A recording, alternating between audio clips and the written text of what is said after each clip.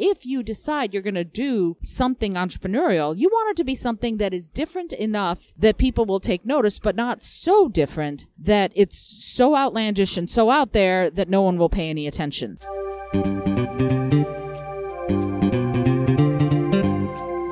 Hello and welcome to the Innovative Mindset Podcast. I'm your host, Isolde Trachtenberg. On the show, I interview peak-performing world changers in the creative, social impact, and vegan spaces. If you like what you hear on this episode, you're going to want to check out the bonus mini episode that you can access if you DM me at Isolde T on Instagram and you let me know you want it. You'll get access to bonus episodes, new art, my latest writing, and other fun benefits. And now, let's get to the show.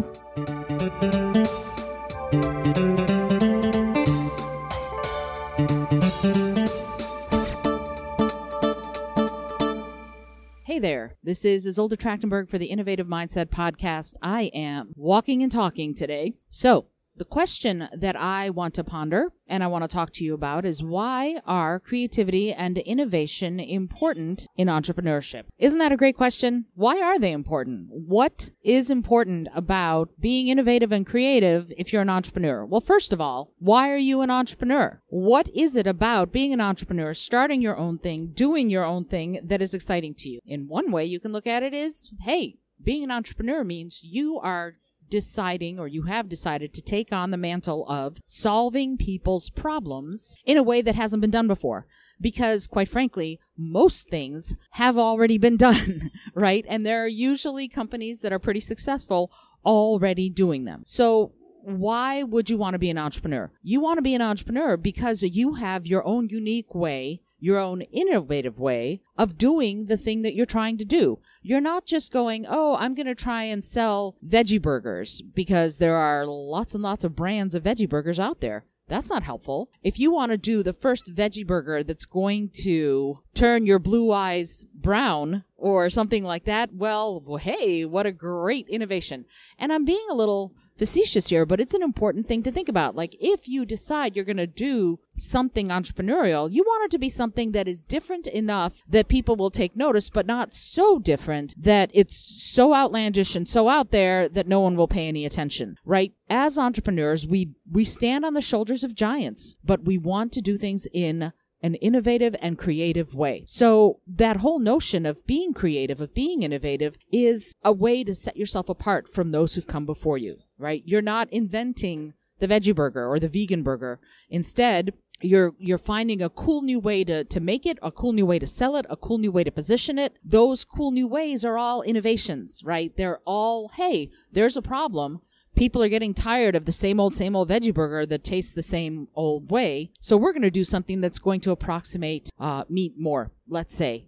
And Impossible and Beyond were born, right? So that's a way of doing it. That's a way of looking at innovation in entrepreneurship.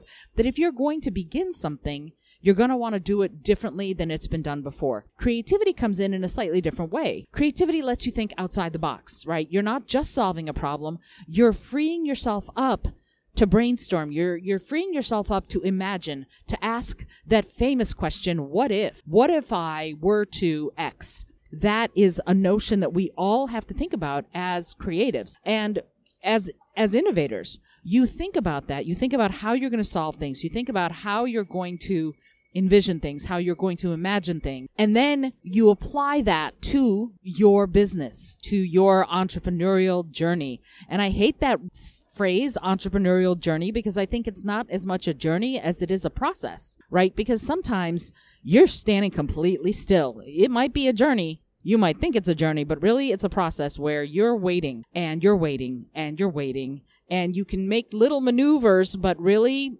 until someone else says, yes, it's okay, you're kind of sitting there. And that's when your innovative hat and your creative hat can really come into play, because you're never just sitting there. You're always going to look at it from the perspective of, what small thing can I do right now to make things better? What tiny thing can I do to improve the situation? And those tiny things are, again, as soon as you ask what if or how, Those things are all innovations. Those things are all creative brain activities. So in order to begin to start thinking about, oh, I want to solve a problem no one has solved before, or I want to solve a problem in a way that no one has tried to solve it before, you're going to need to work those innovator muscles. That's a lot of what this is how do you figure out for yourself, how do you build that awareness to know what the problems are that need to be solved, and then to come up with unique solutions, ones that stand on the shoulders of giants, sure, but ones that are different enough and creative enough and enticing enough to get people interested in what you're doing, right?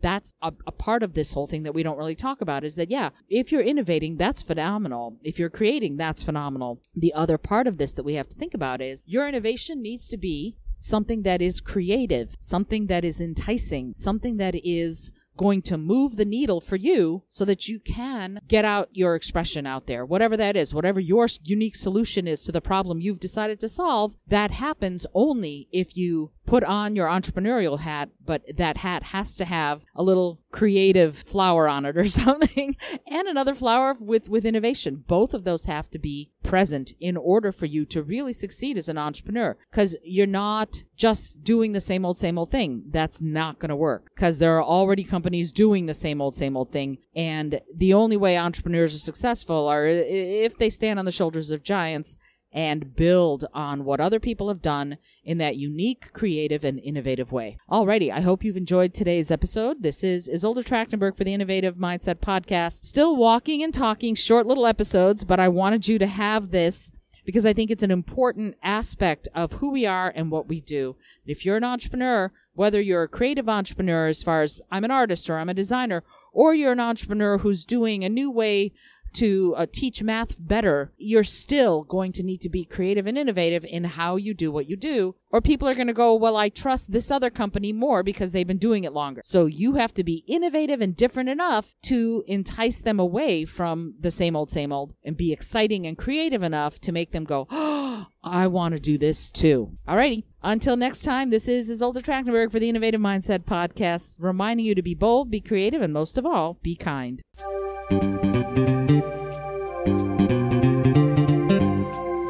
Thank you so much for joining me today. I really appreciate you being here.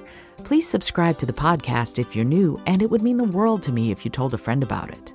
Today's episode was produced by Isolde Trachtenberg and is copyright 2022. As always, please remember this is for educational and entertainment purposes only. Past performance does not guarantee future results, although we can always hope. Until next time, remember to be bold, be creative, and most of all, be kind.